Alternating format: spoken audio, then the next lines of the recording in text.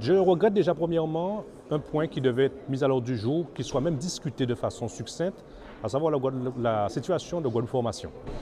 Le président m'a répondu par un argument incompréhensible, mais à force de mettre la poussière sur le tapis, elle finira un jour par ressortir. Me dire que parce qu'il y aurait un contrôle de la Chambre régionale des comptes, on ne peut pas parler de Guadeloupe Formation, je n'ai jamais entendu ça. Ce n'est pas un contrôle judiciaire, ce n'est pas une autorité judiciaire que la Chambre régionale des comptes a entamé sur Guadeloupe Formation. Après, nous avons donc étudié différents dossiers, notamment le rapport égalité hommes-femmes, le rapport sur le développement durable et les orientations budgétaires. C'est un passage obligé avant l'adoption du budget. Là encore, là où il fallait un débat, nous sommes encore dans des polémiques. Moi, je regarde des chiffres simples. Ce sont des chiffres qui sont produits par les services de la région. Ce n'est pas la minorité qui retraite les chiffres.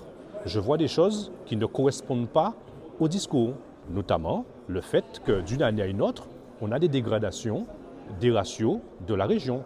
On a des dégradations de l'endettement. On a d'une année à une autre une capacité d'autofinancement qui se dégrade de 38 millions d'euros. Ce sont des chiffres et des documents qui sont fournis par les services de la région. Et quand je demande des explications, vous entendez ce qu'on me reproche. Ah oui, mais la région fait pour tout le monde. Ah oui, mais nous assumons si ça va mal. Et puis tant pis pour vous. Non, ce n'est pas un discours qui peut s'entendre.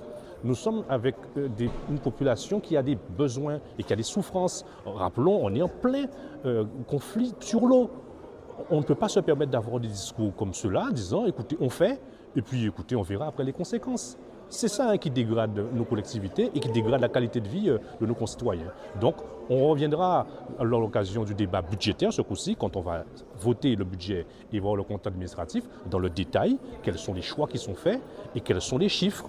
Ce que moi je note, c'est qu'il y a un décalage entre un discours politique qui dit écoutez, on fait, on avance et on continue d'avancer, et puis des chiffres qui sont fournis par l'administration régionale, encore une fois, qui ne correspondent pas à l'ambition qui est affichée.